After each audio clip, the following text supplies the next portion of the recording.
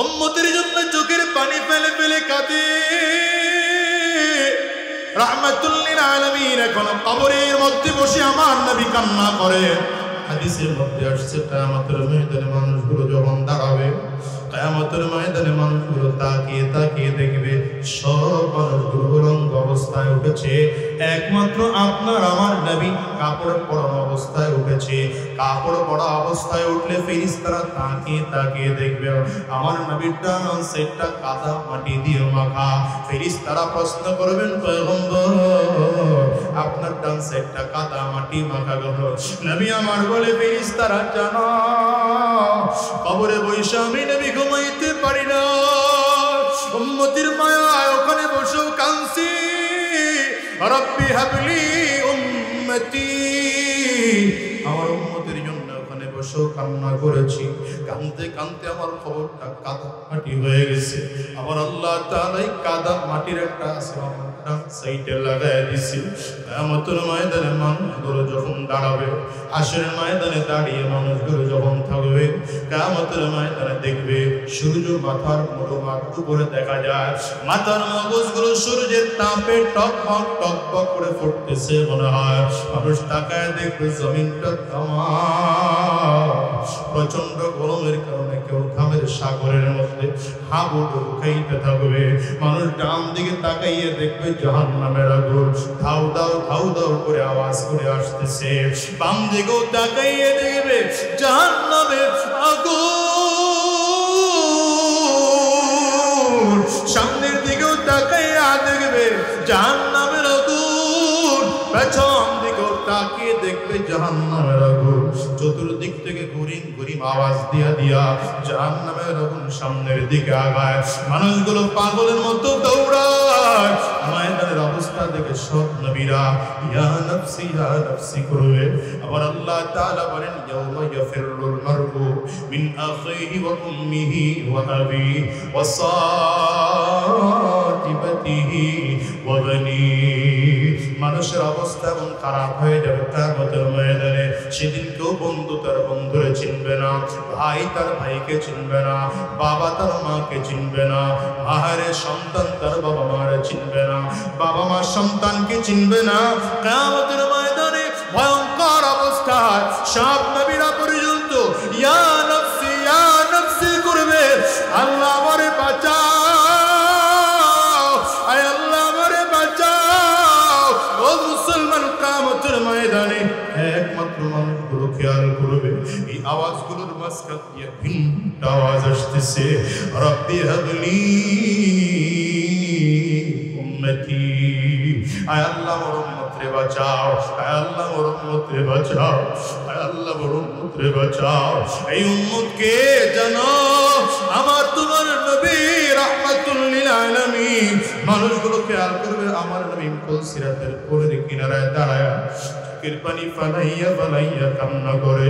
এই জন্য বলে যাই রে যুবক, আমার নবী চিরজীবন উম্মতকে জাহান্নামের আগুন থেকে বাঁচানোর মেহনত করেছে। নবী জমিন থেকে বিদায়, নবীর সাহাবায়ে কেরাম উম্মতকে জাহান্নামের আগুন থেকে বাঁচানোর মেহনত করেছে। সাহাবায়ে কেরাম বিদায়, তাবেঈন উম্মতকে চিরটা জীবন জাহান্নামের আগুন থেকে বাঁচানোর মেহনত করেছে। যে আয়াতে কারিমা তিলাওয়াত করেছি খুব সংক্ষেপে কিছু কথা বলবো। আল্লাহ তাআলা আমাকে ইখলাসের নিয়তে কথা বলবার, আপনাদেরকে আমলের নিয়তে কথাগুলো শুনবার তৌফিক দান করুন। সকলে বলেন আমিন। এই টোটাল পৃথিবীতে একদিন আমরা ছিলাম না। প্রথমে পুরো পৃথিবীটা জিন জাতিদের বসবাস ছিল, কিন্তু আল্লাহ তাআলা দেখলেন গোটা জিন জাতি এই পৃথিবীর মধ্যে মারামারি, হিংসা, হাসাদ, ফাসাদ, রক্তপাত, ঝগড়া, দাঙ্গা হাঙ্গামা ছাড়া আর কিছু করে না। আল্লাহ তাআলা ফেরেশতাদেরকে আদেশ করলেন, ফেরেশতারা এই জিন জাতিকে জমিন থেকে বের করে জঙ্গলে পাঠিয়ে দাও। আল্লাহ পাকের আদেশ পেয়ে ফেরেশতারা জিন জাতিকে জমিন থেকে বের করে জঙ্গলে পাঠিয়ে দিলেন। এবার আল্লাহ তাআলা গোটা পৃথিবীতে ফেরেশতাদেরকে বসবাস করার জন্য বললেন। ফেরেশতারা বসবাস করতেছে, অল্প কিছুদিনের মধ্যেই আল্লাহ তাআলা ফেরেশতাদেরকে ডাকলেন, ডেকেছেন পরামর্শ করার জন্য। কি করার জন্য? কথা বলেন না, কি করার জন্য? প্রশ্ন হলো, আল্লাহ তাআলা ফেরেশতাদেরকে পরামর্শ করার জন্য ডাকলেন, তার মানে কি আল্লাহ পাকের পরামর্শ করা দরকার? আল্লাহ তাআলা যদি পরামর্শ না করেন, তারপরেও আল্লাহ তাআলা কি কোনো কাজ বেঠিক করবেন? কারণ আল্লাহ পাকের চেয়ে কোনো জ্ঞান তো পৃথিবীর কারোই নেই। বরঞ্চ আমরা যেই সমস্ত জ্ঞান অর্জন করেছি, এগুলো আল্লাহ পাকের দেওয়া সামান্য জ্ঞান। এর চেয়ে অতুলনীয় জ্ঞান আল্লাহ পাকের কাছে আছে। দ্বিতীয় হলো, ফেরেশতারা আল্লাহ পাকের মাখলুক। এই ফেরেশতাদের সাথে তো খালিক হয়ে মাখলুকের সাথে পরামর্শ করার কোনো দরকার নেই। তবু আল্লাহ তাআলা ফেরেশতাদের সাথে কারো পরামর্শ করেন না। গোটা জাতিকে আল্লাহ তাআলা পরামর্শ করে বুঝিয়েছেন, তুমি যত বড় ক্ষমতাওয়ালা হও, যত বড় শক্তিধর হও, যত বড় সম্পদশালী হও, যত বড় জ্ঞানী হও, যত বড় ইলমওয়ালা হও, পরামর্শের মধ্যে আলাদা একটা বরকত আছে। পরামর্শ ছাড়া কোনো কাজ করিও না। আল্লাহ তাআলা ফেরেশতাদের সাথে পরামর্শ করেন। রব্বি কারীম বলেন, وَإِذْ قَالَ رَبُّكَ لِلْمَلَائِكَةِ إِنِّي جَاعِلٌ فِي الْأَرْضِ خَلِيفَةً قَالُوا أَتَجْعَلُ فِيهَا مَن يُفْسِدُ فِيهَا وَيَسْفِكُ الدِّمَاءَ وَنُقَدِّسُ لَكَ قَالَ إِنِّي وَيَسْفِكُ الدِّمَاءَ وَنَحْنُ نُسَبِّحُ بِحَمْدِكَ وَنُقَدِّسُ لَكَ قَالَ إِنِّي أَعْلَمُ مَا لَا تَعْلَمُونَ। আল্লাহ তাআলা পরামর্শ করলেন ফেরেশতাদের সাথে। পরামর্শটা কি করেছেন এটা বোঝার বিষয়। এটাই আমার আজকের আলোচনা। পরামর্শ করলেন আল্লাহ তাআলা, ইন্নী জাইলুন ফিল আরদি খলিফা, আমি জমিনের মধ্যে একদল প্রতিনিধি বানাতে চাই। কি বানাতে চাই? কথা বলতে হবে আমার সাথে। কি বানাতে চাই? প্রতিনিধি বানাতে চাই। এই পয়েন্টটা মনে রাখেন, এটা আলোচনা করব। ফেরেশতারা বললেন, আল্লাহ আতাজআলু ফিহা মান ইউফসিদু ফিহা ওয়া ইয়াসফিকু দিমা, আপনি কি এমন এক জাতি বানাইতেছেন যারা জিন জাতির মতো, এরা জমিনে রক্তপাত করবে, ফাসাদ করবে, দাঙ্গা হাঙ্গামা করবে। ওয়া নাহনু নুসাব্বিহু বিহামদিকা ওয়া নুকদ্দিসু লাক, যদি আপনার তাসবিহ বলার উদ্দেশ্য হয়, আপনার পবিত্রতা বর্ণনা করা উদ্দেশ্য হয়, শুধু আমরা আছি। আল্লাহ তাআলা এমন একটা জবাব দিলেন। আল্লাহ তাআলা জবাব দিয়েছেন যে মানুষরা আমার ইবাদত করবে না, আমি বানাইতেছি দেখো কি হয় না। আল্লাহ এমন এক জবাব দিলেন যে ফেরেশতারা চিরজীবনের জন্য না জবাব হয়েছে, এবং আল্লাহ পাক কি করেন সেটা দেখার অপেক্ষায় আছে। আল্লাহ তাআলা বলেন, ইন্নী আ'লামু, খুব ভালো করে বুঝেন, ইন্নী আ'লামু মা লা তা'লামুন। আল্লাহ বলেন, ফেরেশতারা তোমরা যে বিষয়ে জানোই না সেই বিষয়ে আমি আল্লাহ মহাজ্ঞানী। লম্বা কথা, তবে আমার উদ্দেশ্য হলো আল্লাহ তাআলা ফেরেশতাদের সাথে পরামর্শ করেন, ইন্নী জাইলুন ফিল আরদি খলিফা। এই খলিফা শব্দটা মনে রাখেন। ইন্নী জাইলুন ফিল আরদি, কথা বলে না, ওই মাথা নিচের দিকে দিয়ে কি ঘুমায়? ইন্নী জাইলুন ফিল আরদি খলিফা, এই শব্দটা বোঝেন। আল্লাহ বলেন না ইন্নী জাইলুন ফিল আরদি ইনসান, আল্লাহ বলেন না ইন্নী জাইলুন ফিল আরদি বনি আদম, আমি আদম সন্তান জমিনে বানাতে চাই, বলেন নাই। আল্লাহ বলেন নাই মানুষ জমিনে বানাতে চাই। আচ্ছা বানাবেন তো মানুষ, বানাবেন কি? কথা বলে না। বানাবেন কি? মানুষ। বানাবেন তো আদম সন্তান। বললেন আল্লাহ তাআলা বনি আদম না বলে, ইনসান না বলে আল্লাহ বললেন খলিফা। আল্লাহ কি বোঝাইতে চাইলেন? তার মানে আল্লাহ পাকের ভাষা যেহেতু ভিন্ন, আল্লাহ পাকের উদ্দেশ্যও ভিন্ন।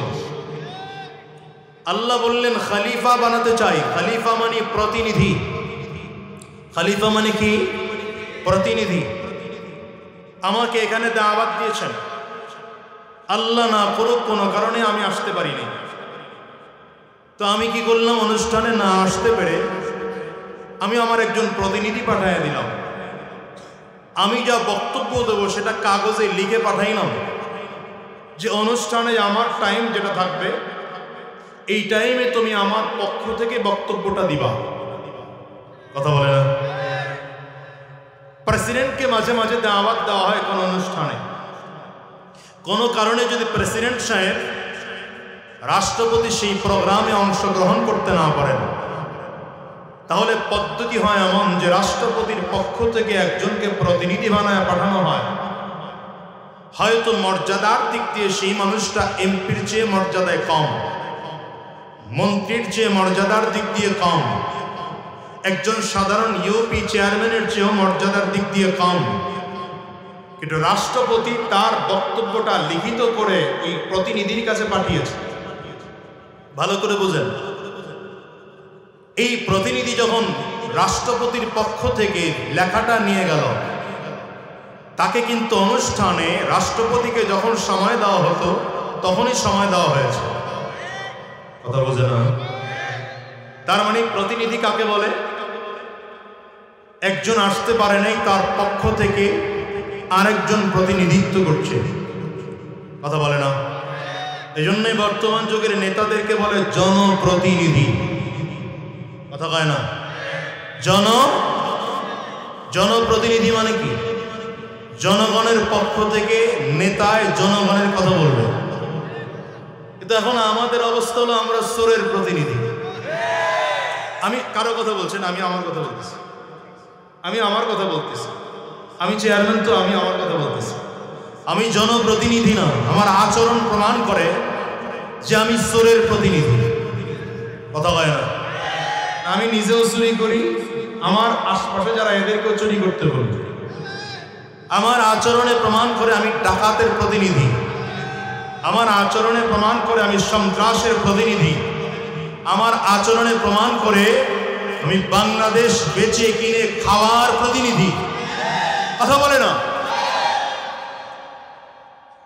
এটা হলো বর্তমান প্রতিনিধির অবস্থা। এজন্য ইসলামের যিনি রাষ্ট্রপ্রধান হয় তাকে খলিফাতুল মুসলিমিন বলা হয়। ইসলামের যিনি রাষ্ট্রপ্রধান হয় তারে কি বলে? খলিফাতুল মুসলিমিন। খলিফা বলে। আপনারা যদিও খলিফা বলতে চিনেন হলো দর্জিরে। দর্জি হলো খলিফা। কি কথা কন না কেন? ইহুদি, খ্রিস্টান, কাফির, মুশরিকরা আমাদের দেশে কিছু ভাষা এমন ভাবে খারাপ জায়গায় প্রয়োগ করেছে যে আসল জায়গা, আমরা আসল জায়গার ব্যবহারই ভুলে গেছি। ওরা খলিফা শিখায় দিয়ে গেছে। খলিফাকে দর্জি। কথা কন না? ও তো দর্জি, ও তো খলিফা না। খলিফা তো রাষ্ট্রের প্রধান যিনি। কথা কয় না? ঠিক আরেকটা ভাষা আছে এমন, কাজী। ইসলামের ভাষায় কাজী বলে যিনি বিচারক, যিনি জজ, তাকে ইসলামের ভাষায় কি বলে? আর আমাদের দেশে কাজী কারে কয়? এই যে বিবাহ রেজিস্টার। কথা কন না? এই কাফির আর মুশরিকরা আমাদের মগজের মধ্যে খারাপ জায়গাগুলো এমন ভাবে ঢুকায় দিছে আমরা চাইলে ওখান থেকে বের হতে পারি না।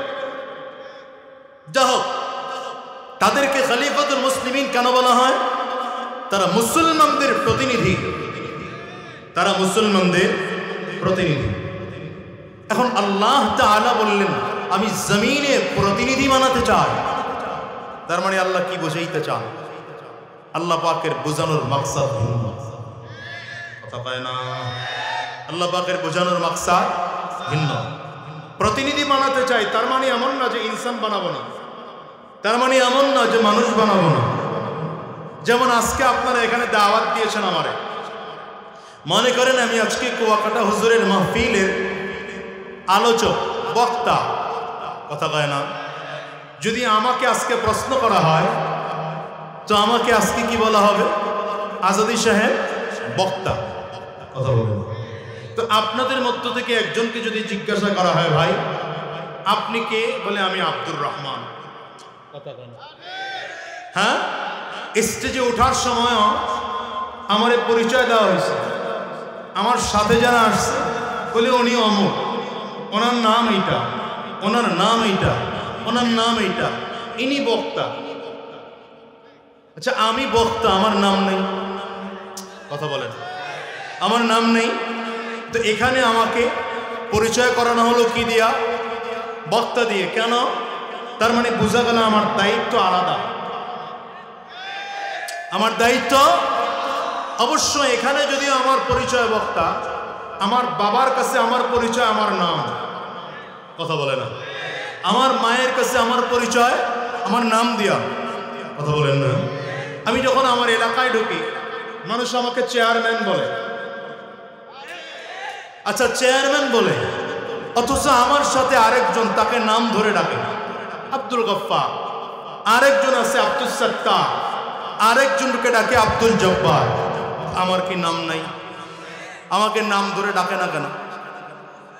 তার মানে বোঝা গেল আমার নামের তুলনায় দায়িত্বের গুরুত্ব বেশি ওই জায়গায়, এই জন্য আমাকে চেয়ারম্যান বলা হয়।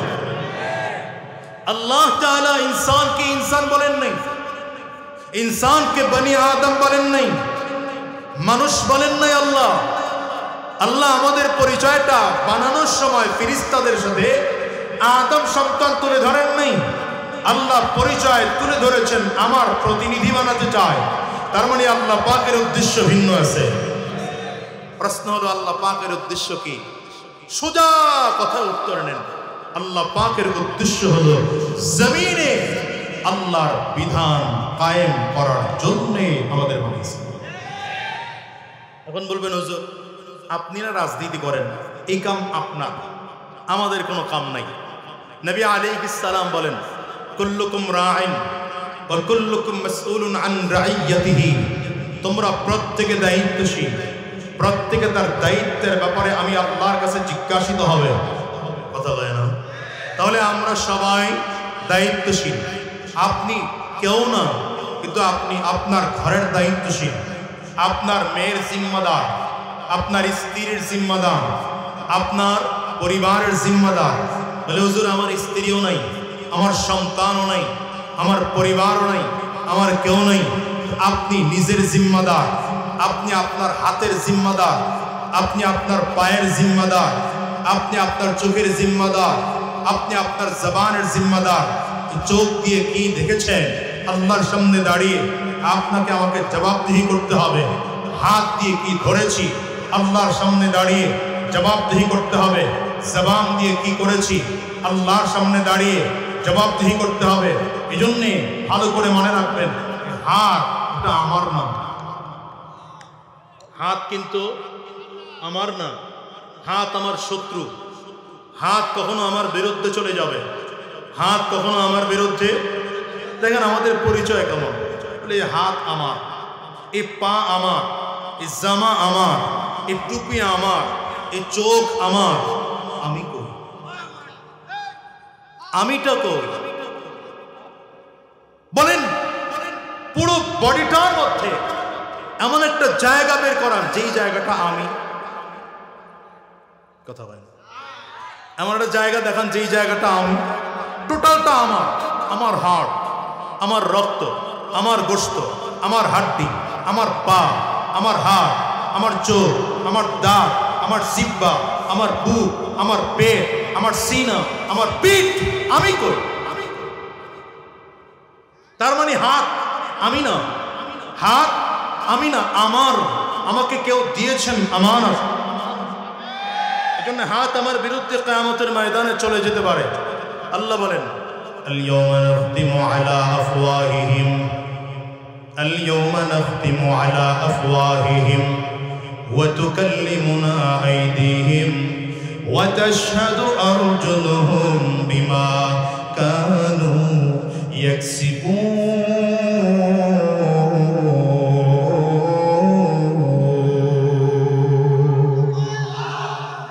হাত আমার বিরুদ্ধে সাক্ষী দিবে কিয়ামতের ময়দানে। আল্লাহ বলেন কিয়ামতের ময়দানে জবানকে আল্লাহ তাআলা বন্ধ করে দিবেন। জবান বন্ধ করে আল্লাহ তাআলার হাত সাক্ষী দেবে, পা সেদিন সাক্ষী দিবে, চোখ সেদিন সাক্ষী দিবে, জবান সেদিন সাক্ষী দিবে, অঙ্গ প্রত্যঙ্গ মাধ্যমে যেই যেই গুনাহগুলো জমিনের মধ্যে করেছি সবগুলো আমার সাক্ষী দেবে। ও মুসলমান, এই জন্য নবী বলেন কুল্লুকুম রাইন ওয়া কুল্লুকুম মাসউলুন আন রাইয়াতিহি। তোমরা সবাই দায়িত্বশীল, কিয়ামতের ময়দানে দায়িত্ব সম্পর্কে তোমাদেরকে জিজ্ঞাসা করা হবে। বন্ধুরে আমার, আল্লাহ আমারে বড় বিল্ডিং বানানোর জন্য জমিনে পাঠান নাই, বড় বড় রাস্তাঘাট নির্মাণ করার জন্য আল্লাহ বানান নাই, ব্রিজ আর কালভার্ট নির্মাণ করার জন্য আল্লাহ তাআলা জমিনে আপনাকে আমারে পাঠান নাই, মন্ত্রণালয় বানানোর জন্য আল্লাহ আপনারে আমারে বানান নাই। আল্লাহ কেন বানাইছে? এই জমিনে আল্লাহর বিধানকে বাস্তবায়ন করার জন্য আল্লাহ জমিনে পাঠাইছে। ভালো করে বুঝো, ভালো করে বুঝো। বলে হুজুর তাইলে কি আমাদের বিল্ডিং লাগবে না? আমরা কি রাস্তায় ঘুমাবো? আমরা কি দুনিয়ায় বাঁচবো না? দরকার আছে মিয়া। দুনিয়ায় বাঁচতে হলে ঘরেরও দরকার আছে, দুনিয়ায় বাঁচতে হলে খাটে ঘুমানোর দরকার আছে, দুনিয়ায় বাঁচতে হলে চাকরি করারও দরকার আছে, দুনিয়ায় বাঁচতে হলে ব্যবসা বাণিজ্য করারও দরকার আছে, দুনিয়ায় বাঁচতে হলে থাকতে হলে ব্রিজ আর কালভার্ট নির্মাণ করারও দরকার আছে, দুনিয়ায় বাঁচতে হলে রাস্তাঘাটের নির্মাণ করারও দরকার আছে। কিন্তু এটা মূল মাকসাদ না, আসল উদ্দেশ্য আল্লাহর জমিনে আল্লাহর বিধান বাস্তবায়ন করার মেহনত করা।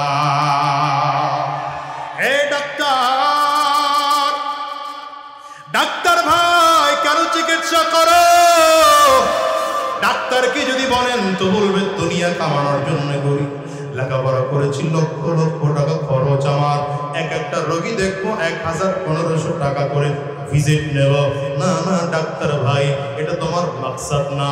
মাকসাদ হলো একজন মানুষকে চিকিৎসা করে সুস্থ বানানোর ফিকির করবা, যেন সে রবের গোলামি করতে পারে। চাকরিওয়ালা ভাইরে প্রশ্ন করো, চাকরি কেন করো ভাই? চাকরিওয়ালা বলবে আমি দুনিয়ায় একটু ভালো থাকার জন্য চাকরি করি। না না, এটা তোমার মাকসাদ না। আসল মাকসাদ হলো চাকরি করবা, চাকরি করে পরলোক হইবা না, চাকরি করে রিজিকের অভাব দূর করবা। কারণ রিজিক পেটের মধ্যে থাকলে শক্তি ভালো হয়, রবের ইবাদত ভালো করা যায়। ব্যবসাওয়ালা ভাই কেন ব্যবসা বাণিজ্য করবা? ব্যবসা করার কারণে হালাল সম্পদ অর্জন করতে চাই, হালাল সম্পদ খাইয়া শরীরের মধ্যে শক্তি জোগাড় করতে চাই, যেন রবের গোলামি করতে পারি। ও বক্তা কেন আজ করো? বক্তার মূল মাকসাদ থাকা লাগবে। আমি মূল উদ্দেশ্য হলো আমি আমার এই সব আল্লাহ ভোলা মানুষদেরকে আমার মালিকের রাস্তায় ডাকার জন্য বয়ান করি। আল্লাহর কসম, আমি আমার বুকে হাত দিয়ে বলি আজাদি টাকার জন্য ওয়াজ করি না। ওমিয়া এই যুগে এখন কত কায়দার বক্তা বের হয়ে গেছে। একদল বক্তা আছে ল্যাংড়া, একদল বক্তা আছে লুলা, এখন তো হিজরাও বক্তা। আমি খুব মার্কেট ঘাইটা দেখছি, হিজরা বক্তাটা খালি মার্কেটে নাই, সব আছে। টিস্যু কিনছে কুয়াকাটা হুজুর, আপনার গিফট আমি লাগাইতে হবে। মুসলমান এখন বক্তা কেমন এটা একটু বইলেই নেই, যেহেতু কুয়াকাটা হুজুরের মাহফিল, এটা বলতেই হবে আমার। কে কি বলে না বলে জানি না, আমি মাঝে মাঝে দুঃখ আর কষ্ট করে বলি যে যখন বয়ানের ময়দানে প্রথম আসছি ছাত্র জমানায় বয়ানে আসি নাই, বক্তা হব এটা স্বপ্ন দেখি নাই। ছাত্র জমানায় লেখাপড়া করছি 2006 ফারেক, এরপরে আদব পড়েছি, ইফতা পড়েছি, 2009-এর শেষ দিকে গিয়া বয়ান শুরু করছি লেখাপড়া শেষ করে। তখন ময়দানে বসলে যে রূহওয়ালা মানুষের চেহারাগুলো দেখতাম, বুকে হাত দিয়ে কসম করে বলি সেই রূহওয়ালা মানুষ এখন আর পাই না। কেন? এই ওয়াজের ময়দানটা এখন সার্কাস হয়ে গেছে। ওয়াজের ময়দানে বক্তা দাওয়াত দেয় এমন করে খুঁজে দেখে 26 ইঞ্চি কোনটা, 32 ইঞ্চি কোনটা। এই সব পিছনে কিন্তু বক্তারা রাগয়েন না, কেউ রাগয়েন না। আমি কাউরে রাগানোর জন্য বলতেছি না, আমার কথাটা কি এটা বুঝে না। হিন্দু থেকে মুসলমান বক্তা, মহিলা আসিল পুরুষ হইছে বক্তা, কথা কন না কেন? 1.5 ইঞ্চি বক্তা, 14টা নাই বক্তা, অন্ধ বক্তা, ল্যাংড়া বক্তা, হাত নাই বক্তা, পা নাই বক্তা। চিন্তা করলাম মার্কেটে হিজদা নাই, হিজদারটারে বক্তা বানানো। নাউজুবিল্লাহ পকেটে থুয়ে দেন, বাড়ি যেয়ে কয়ে এই মিয়া কোরআন হাদিসের শুদ্ধ করে তিলাওয়াত হয় না, ওটাও বক্তা। তুমি আল্লাহর সামনে দাঁড়ায় জবাব দিবা? এই আল্লাহর সামনে দাঁড়ায় জবাব দিবা? বলো কি জবাব দিবা? বয়ানের ময়দানে বসছ, অমুকের গীবত, অমুকের গীবত, অমুকের গীবত, অমুকের গীবত, ইরশাদ চরমনাই গোমরা, কুয়াকাটা হুজুর গোমরা, অমুক গোমরা, অমুক গোমরা। হকের ডিলারই বইছ বাংলাদেশে এত ডিলার, কিছুদিন ছিল কাফেরের ডিলার, এখন নতুন হকের ডিলার হয়ে বসে। উনি একটা হক আর চরমনের পীর সে না হক। কথা কন না কেন? ওই আল্লামা তকি উসমানী চিফ জাস্টিস পাকিস্তানের সেও না হক, কুয়াকাটা হুজুর না হক, আজাদি না হক, অমুক বক্তা না হক, মানে তার মতের সাথে যেটা মিলে না সেই না হক। আরে মিয়া পাগল তো পৃথিবীর সবাই রে পাগল করে। পাগলের অভ্যাস হলো পাগল গোটা জাতিরে পাগল মনে করে। এই আমি আপনাদেরকে বলি, কুয়াকাটা হুজুরের বয়ান শুই না, আগে নামাজ পড়তেন, এখন নামাজ ছাড়েন, এমন কি আছে? বুঝেই না দুনিয়া। আগে নামাজ পড়তেন, কুয়াকাটা হুজুরের বয়ান শোনার পরে নামাজ ছাড়েন, এমন কেউ আছেন এখানে? আগে কোনোদিন বিড়ি খান নাই, কুয়াকাটা হুজুরের বয়ান শুনে বিড়ি খান, আছেন এমন এখানে? আগে কথা কয় না? আচ্ছা, কুয়াকাটা হুজুরের বয়ান শুনে দাড়ি রাখছেন এমন কি কে আছেন? একটু দেখেন, একটু দেখেন, তাকা, একটু দাঁড়ান আপনি। হ্যাঁ, একটু দাঁড়ান আপনি, একটু আপনারা দাঁড়ান। কুয়াকাটা হুজুরের বয়ান শুনে মাথায় টুপি রাখছেন, একটু আপনারা দাঁড়ান। কুয়াকাটা হুজুরের বয়ান শুনে সুন্নতের উপরে চলেন, আপনারা একটু দাঁড়ান, কষ্ট করে দাঁড়াবো। একটু দেখেন, তাকায় দেখেন। এগুলো দরস না তোরা ঘুরা, ওদিকে ঘুরা, এই ক্যামেরা গুলা ঘুরা, সব দেখা, বাতিল গুলারে দেখা, যেগুলো দাঁড়ায় দাঁড়ায় বলে কুয়াকাটা হুজুর জীবনে করছে কি। এই কথা, কুয়াকাটা হুজুরের দাওয়াতে এই মানুষগুলো নামাজি হইছে, এই মানুষগুলো দিনদার হইছে, এই মানুষগুলোর মাথায় টুপি উঠেছে, এই মানুষগুলো নামাজ পড়ে। কথা কও না কেন?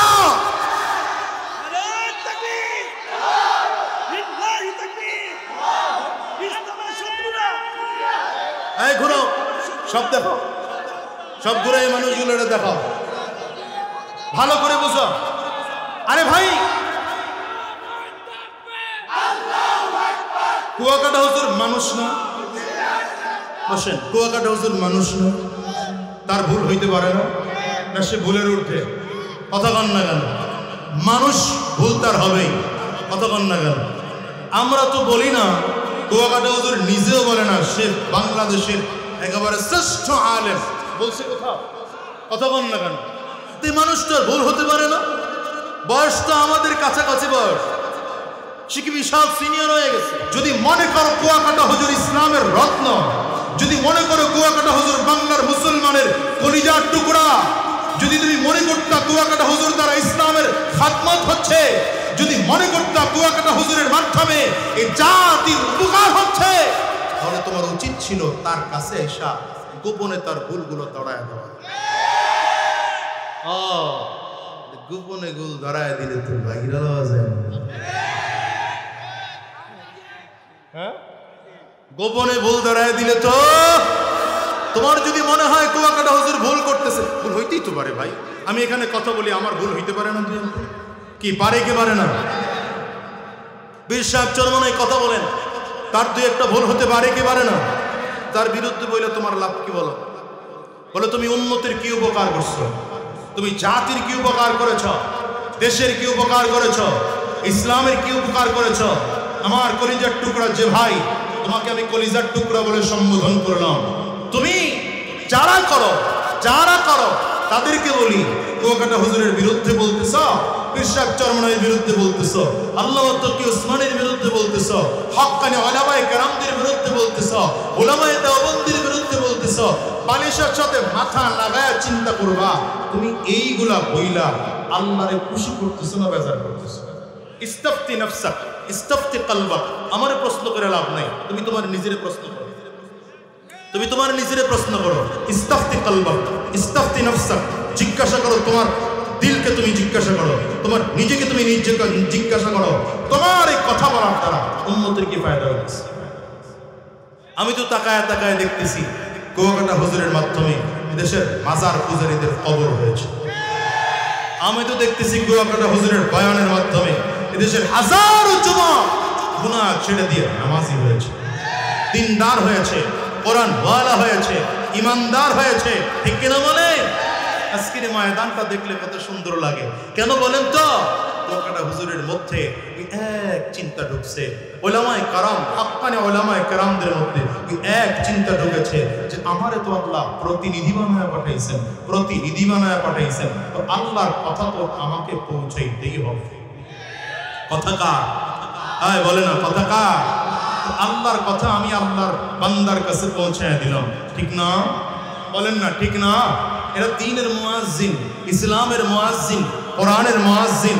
এই জন্য আমি বলি, কুয়াকাটা হুজুরের হাজারো দোষ থাকতে পারে, সে হাজারো দোষ থাকতে পারে, কিন্তু তাকে ভালোবাসার জন্য এতটুকুই যথেষ্ট যে তার দ্বারা এদেশের মানুষ দিন খারাপ। কি কথা কন না?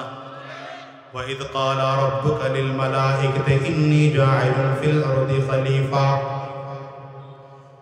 وَإِذْ قَالَ رَبُّكَ لِلْمَلَائِكَةِ إِنِّي جَاعِلٌ فِي الْأَرْضِ خَلِيفَةً। আল্লাহ বলেন, জমিনের মধ্যে আমি একদল প্রতিনিধি বানাতে চাই, যে প্রতিনিধিগুলো আমার গোলামি করবে, জগতের মধ্যে আমি আল্লাহর দ্বীনকে বাস্তবায়ন করবে। আমার আল্লাহ পাকের খলিফা হতে হয়ে জমিনের মধ্যে যত মানুষ এসেছে সব রব্বে করিমের খলিফা। এজন্য আমার আল্লাহ তাআলা আদম আলাইহিস সালামকে নবী বানাইছেন, কিন্তু আলাদা করে খলিফা সম্বোধন করেছেন। দাউদ আলাইহিস সালামকেও নবী বানাইছেন, আলাদা করে খলিফা বলে সম্বোধন করেছেন। ইব্রাহিম আলাইহিস সালামকেও নবী বানাইছেন, কিন্তু কোরআনে আলাদা খলিফা বলে সম্বোধন করেছেন। আমার আপনার নবী সরওয়ারে দু আলম জনাব মুহাম্মদুর রাসূলুল্লাহ সাল্লাল্লাহু আলাইহি ওয়াসাল্লামকেও সাইয়্যিদুল আম্বিয়া বলে পাঠাইছেন, ইমামুল আম্বিয়া বানাইয়া পাঠাইছেন, সাইয়্যিদুল মুরসালিন বানাইয়া পাঠাইছেন, ইমামুল মুরসালিন বানিয়ে পাঠিয়েছে। কিন্তু জগৎবাসীর পক্ষে আবার আল্লাহ পাকের খলিফা বানাইয়াও পাঠাইছে। নবী আমার খলিফা হইয়া গোটা জিন্দেগি উম্মতের মাঝে কাটাইছেন, গোটা জিন্দেগি উম্মতকে জাহান্নামের আগুন থেকে বাঁচানোর জন্য কাটাইছেন। গোটা জিন্দেগি আমার নবীর ছিল কান্নার জিন্দেগি, গোটা জিন্দেগি আমার নবীর ছিল মেহনতের জিন্দেগি। অমিয়া গোটা জিন্দেগি আমার নবীর ছিল উম্মতকে বাঁচানোর জিন্দেগি। বলবেন হুজুর, আমার নবী বদরের যুদ্ধ করেছে, উহুদের যুদ্ধ করেছেন, খন্দকের যুদ্ধ করেছেন, হুনাইনের যুদ্ধ করেছেন, এত বড় বড় যুদ্ধ করে আমার নবী বড় মুজাহিদ ছিলেন। এই যুদ্ধগুলো কেন করেছেন জানেন? এর কারণ হলো যে বদমাশগুলো ইসলামের পক্ষে বাধা দেয় ওদেরকে জমিন থেকে বিদায় করিয়া মুসলমানেরা যেন নির্ভয়ে মালিকের গোলামি করতে পারে। এই জন্য আমার নবী যুদ্ধের ময়দানে অংশগ্রহণ করেছে। এই জন্য রাহমাতুল লিল আলামিন রাতের বেলায় কাঁদে, উম্মতের জন্য চোখের পানি ফেলে ফেলে কাঁদে। রাহমাতুল লিল আলামিন এখন কবরের মধ্যে বসে আমার নবী কান্না করে। হাদিসের মধ্যে আসছে কিয়ামতের ময়দানে মানুষগুলো যখন দাঁড়াবে, কিয়ামতের ময়দানে মানুষগুলো তাকিয়ে তাকিয়ে দেখবে সব মানুষগুলো উলঙ্গ অবস্থায় উঠেছে, একমাত্র আপনার আমার নবী কাপড় পরানো অবস্থায় উঠেছে। কাপড় পরা অবস্থায় উঠলে ফেরেশতারা তাকিয়ে তাকিয়ে দেখবে আমার নবীর ডান সাইডটা কাদা মাটি দিয়ে মাখা। ফেরেশতারা প্রশ্ন করবেন পয়গম্বর আপনার ডান সাইডটা কাদা মাটি মাখা কেন? নবী আমার বলে ফেরেশতারা জানো কবরে বসে আমি নবী ঘুমাইতে পারি না, উম্মতের মায়ায় ওখানে বসেও কাঁদছি। রব্বি হাবলি উম্মতি, আমার উম্মতের জন্য ওখানে বসেও কান্না করেছি। কাঁদতে কাঁদতে আমার খবরটা কাদা মাটি হয়ে গেছে। আমার আল্লাহ তাআলা কাদা মাটির একটা সাইডে লাগায় দিছি। কিয়ামতের ময়দানে মানুষগুলো যখন দাঁড়াবে, হাসরের ময়দানে দাঁড়িয়ে মানুষগুলো যখন থাকবে, কিয়ামতের ময়দানে দেখবে সূর্য মাথার মোড়মার উপরে দেখা যায়, মাথার মগজগুলো সূর্যের তাপে টকবক টকবক করে ফুটতেছে মনে হয়। মানুষ তাকায় দেখবে জমিনটা তামা, প্রচন্ড গরমের কারণে কেউ ঘামের সাগরের মধ্যে হাবুডুবু খাইতে থাকবে। মানুষ ডান দিকে তাকাইয়ে দেখবে জাহান্নামের আগুন ধাউ দাউ ধাউ দাউ করে আওয়াজ করে আসতেছে। বাম দিকেও তাকাইয়ে দেখবে জাহান্নামের আগুন, সামনের দিকেও তাকাইয়া দেখবে জাহান্নামের আগুন, পেছন দিকেও তাকিয়ে দেখবে জাহান্নামের আগুন। চতুর্দিক থেকে ঘুরিন ঘুরিন আওয়াজ দিয়া দিয়া জাহান্নামের আগুন সামনের দিকে আগায়। মানুষগুলো পাগলের মতো দৌড়ায়। ময়দানের অবস্থা দেখে সব নবীরা ইয়া নফসি করবে। আবার আল্লাহ তাআলা বলেন ইয়াউমা ইয়াফিরুল মারউ মিন আখিহি ওয়া উম্মিহি ওয়া আবিহি ওয়া সাহিবাতিহি ওয়া বানিহি। মানুষের অবস্থা এমন খারাপ হয়ে যাবে কিয়ামতের ময়দানে। সেদিন কেউ বন্ধু তার বন্ধুরে চিনবে না, ভাই তার ভাইকে চিনবে না, বাবা তার মাকে চিনবে না, মায়ের সন্তান তার বাবা মারে চিনবে না, বাবা মা সন্তানকে চিনবে না। কিয়ামতের ময়দানে ভয়ঙ্কর অবস্থায় সব নবীরা পর্যন্ত ইয়া নফসি করবে, আল্লাহ আমারে বাঁচাও, আয় আল্লাহ আমারে বাঁচাও। ও মুসলমান, কিয়ামতের ময়দানে একমাত্র মানুষগুলো খেয়াল করবে এই আওয়াজগুলোর মাঝখান দিয়ে ভিন্ন আওয়াজ আসতেছে, রব্বি হাবলি উম্মতি, আয় আল্লাহ মোর উম্মতরে বাঁচাও, আয় আল্লাহ মোর উম্মতরে বাঁচাও, আয় আল্লাহ মোর উম্মতরে বাঁচাও। এই উম্মতকে জানো আমার তোমার নবী রাহমাতুল লিল আলামিন। মানুষগুলো খেয়াল করবে আমার নবী সিরাতের পরের কিনারায় দাঁড়ায় চোখের পানি ফালাইয়া ফালাইয়া কান্না করে। এই জন্য বলে যাই রে যুবক, আমার নবী চিরজীবন উম্মতকে জাহান্নামের আগুন থেকে বাঁচানোর মেহনত করেছে। নবী জমিন থেকে বিদায়, নবীর সাহাবায়ে কেরাম উম্মতকে জাহান্নামের আগুন থেকে বাঁচানোর মেহনত করেছে। সাহাবায়ে কেরাম বিদায়, তাবেঈন উম্মতকে চিরটা জীবন জাহান্নামের আগুন থেকে বাঁচানোর মেহনত করেছে। তাবেঈনরাও বিদায়, তবে তাবেঈন মানুষকে জাহান্নামের আগুন থেকে বাঁচানোর মেহনত করেছে। তবে তাবেঈনও বিদায়, আইম্মা মুজতাহিদিন মানুষকে সারাটা জীবন উম্মতকে জাহান্নামের আগুন থেকে বাঁচানোর মেহনত করেছেন। তারাও জমিন থেকে বিদায়, উলামায়ে মুতাকাদ্দিমিন মানুষকে চিরটা জীবন জাহান্নামের আগুন থেকে বাঁচানোর মেহনত করেছেন। আইম্মা উলামায়ে মুতাকাদ্দিমিন বিদায়, উলামায়ে মুতাআখিরিন চিরটা জীবন মানুষকে জাহান্নামের আগুন থেকে বাঁচানোর মেহনত করেছে। আমি ছোটবেলায় সারাটা জীবন দেখতাম কুতুবুল আলম কালো মালিক সৈয়দ ফজলুল করিম রহমতুল্লাহি আলাইহি চারে বসে বসে মানুষকে বুঝাইতে আর চোখের পানি ফেলায় আল্লাহর বান্দা কালতেন আর উম্মতকে জাহান্নামের আগুন থেকে বাঁচানোর জন্য মেহনত আর ফিকির করতে। আরে কলিজার টুকরা যুবক আমি বললাম ইসবা রহমতুল্লাহি আলাইহি মানুষকে জাহান্নামের আগুন থেকে বাঁচানোর মেহনত করেছে। ওই শাইখুল হাদিস আল্লামা আজিজুল হক রহমতুল্লাহি আলাইহি মানুষকে জাহান্নামের আগুন থেকে বাঁচানোর মেহনত করেছে। শাইখুল ইসলাম আল্লামা শাহ আহমদ শফি রহমতুল্লাহি আলাইহি মানুষকে জাহান্নামের আগুন থেকে বাঁচানোর মেহনত করেছে। আল্লামা জুনায়েদ বাবনগরী রহমতুল্লাহি আলাইহি মানুষকে জাহান্নামের আগুন থেকে বাঁচানোর মেহনত করেছে। বলে আমরা কেন বসেছি? এই চেয়ারগুলোতে বসার যোগ্যতা আমরা রাখি না, তবে কেন বসেছি? কাপ্পারানি মউতুল কুবরা বড়রা নাই তো এখন আমরা বসে বসে মানুষকে জাহান্নামের আগুন থেকে বাঁচানোর ফিকির করি। তবে এই যুগেও কিন্তু বড় বড় আল্লাহওয়ালারা আছে। হ্যাঁ যুবক, এই যুগেও তোমাদেরকে জাহান্নামের আগুন থেকে আমার মালিকের পাক্কা সচ্চা কিছু গোলামেরা মালিকের প্রতিনিধি হইয়া নায়েবে নবী হইয়া ওই শাইখুল হাদিস আল্লামা মুফতি সৈয়দ মুহাম্মদ ফয়জুল করিম রহমাতুল্লাহ বারাকাতুহু মানুষকে দ্বীনের দিকে কান্না করে করে করে করে মানুষকে ডাকে। আমিরুল মুজাহিদিন পীর সাহেব চরমনাই মানুষকে দ্বীনের দিকে কান্না করে করে ডাকে। কুয়াকাটার হুজুর মায়াবী কণ্ঠে বান্দারে ডাকে গোলাম রে মালিকের কাছে ও যুবক রে কই যাও কই যাও? আজকে মালিকের গোলামি বাদ দিয়ে দুনিয়ার মানুষের গোলামি করা শুরু করে দিয়েছো। আল্লাহ গোলামি বাদ দিয়ে দুনিয়ার জাহান্নামের মধ্যে রওনা করেছো। ভালো করে বুঝো আমার মালিক কয় ইন্না শাইতানা লিল ইনসানি আদুউম মুবিন। শয়তান কিন্তু প্রকাশ্য দুশমন। শয়তান তোমারে জাহান্নামের দিকে ডাকে, শয়তান তোমাকে জাহান্নামের দিকে ডাকে, শয়তান তোমাকে আযাবের দিকে ডাকে, শয়তান তোমাকে গুনাহের দিকে ডাকে। আর এই যুগের উলামায়ে কেরামরা তোমাকে দ্বীনের দিকে ডাকে। এই যুগের উলামায়ে কেরামরা তোমাকে নামাজের দিকে ডাকে। এই যুগের উলামায়ে কেরাম তোমাকে জান্নাতের রাস্তায় ডাকে। যুবকরা এখন উলামায়ে কেরামদের ডাক তোমার কাছে ভালো লাগে না, তুমি এখন উলামায়ে কেরামদের ডাকে সাড়া দাও না। আমার কাছে বলো, প্রশ্নের জবাব দাও। কিয়ামতের ময়দানে যদি আল্লাহর সামনে দাঁড়াইবা, আমার মালিক যদি তোমারে ডেকে বলে রে গোলাম আমি আল্লাহ তো তোরে বড় মায়া করে বানাইছি,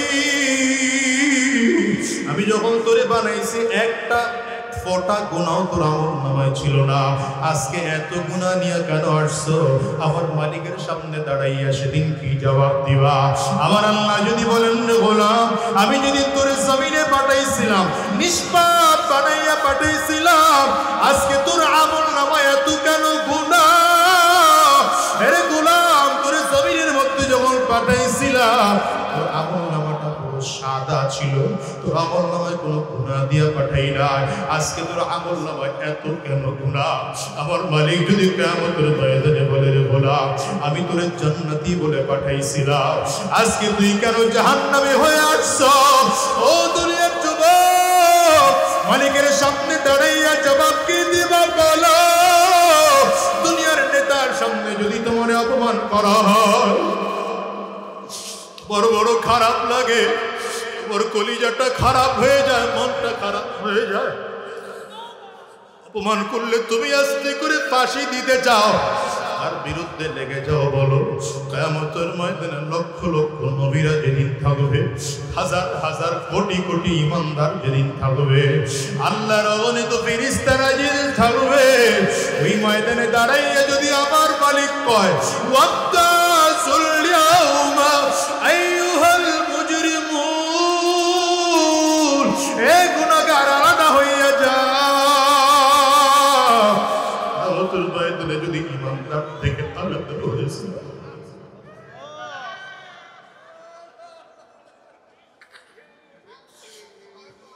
এই বক্তার কিতাব, এই বক্তার কিতাব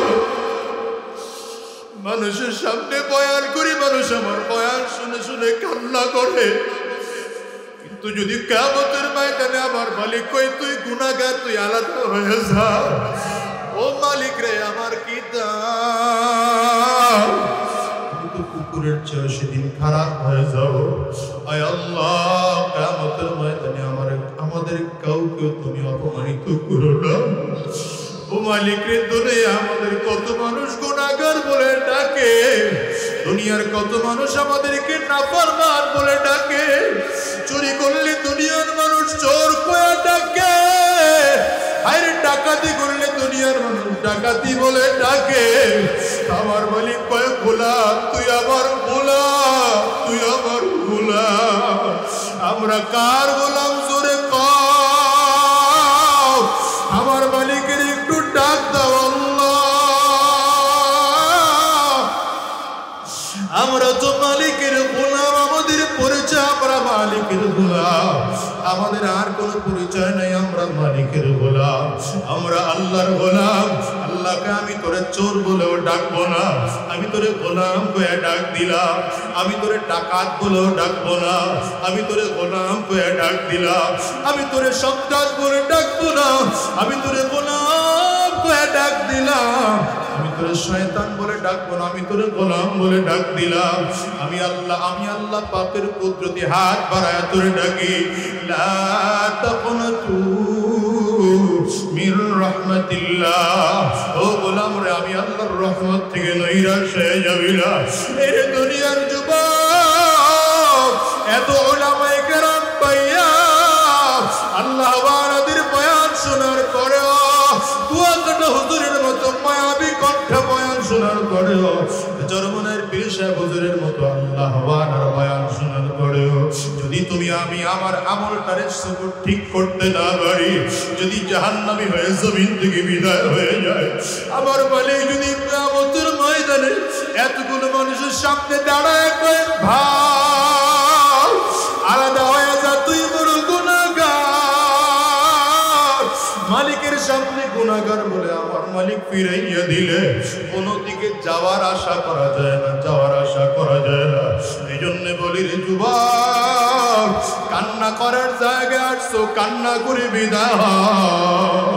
আখিরি বয়ানে কুয়াকাটা হুজুরের বয়ান শুইনা, আমিরুল মুজাহিদিনের বয়ান শুইনা, চোখে পানি লইয়া দিলটারে নরম বানাইয়া পাক্কা সাচ্চালি দিলে তওবা করবা মালিক।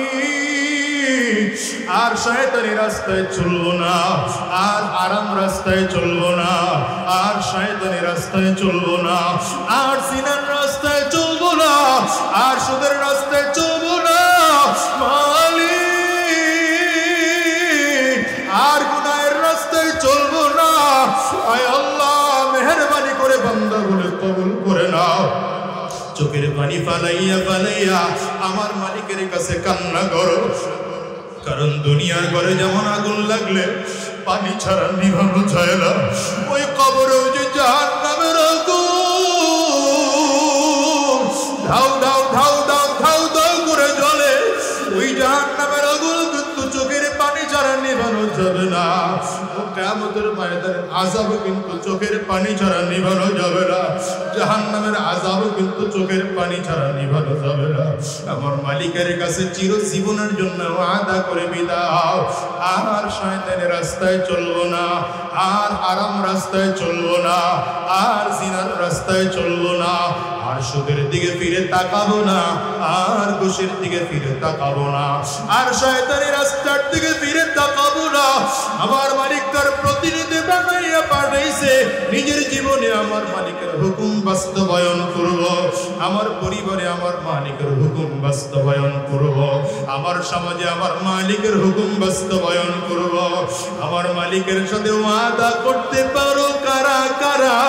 দুইটা হাত উঁচা করে আমার আল্লাহরে দেখাও, একটু আওয়াজ দিয়ে চিল্লা মালিকের ডাকো আল্লাহ, আওয়াজ দিয়ে ডাকো আল্লাহ।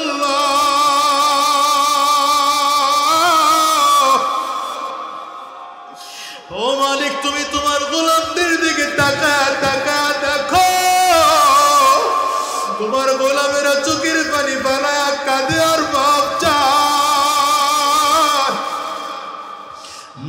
মেহরবানি করে হাতগুলো খালি ফিরাইয়া দিও না আল্লাহ, এই হাতগুলো কবুল করে নাও। আমরা সবাই মিলে ওয়াদা করলাম তোমার গোলাম হইয়া জমিন থেকে বিদায় নিতে চাই। আল্লাহ তুমি কবুল করে নাও, কবুল করে নাও। একটু আওয়াজ দিয়ে জোরে ডাক দাও না আল্লাহ, চিল্লায় ডাক দাও না। আরে আজকে কাঁদবা না তো কবে কাঁদবা, ডাকো আমার মালিকের, চিল্লায় বলো আল্লাহ।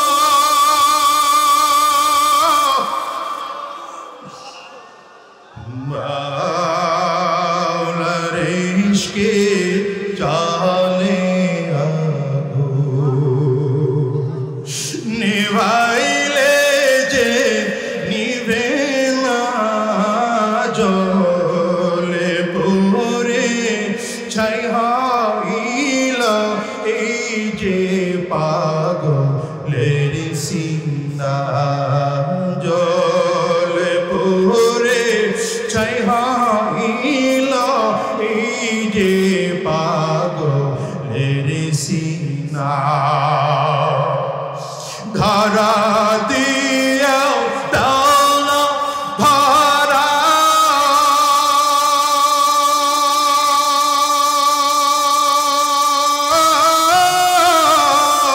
কাছে থেকেও দাও না সারা, ধরা দিয়েও দাও না ধরা,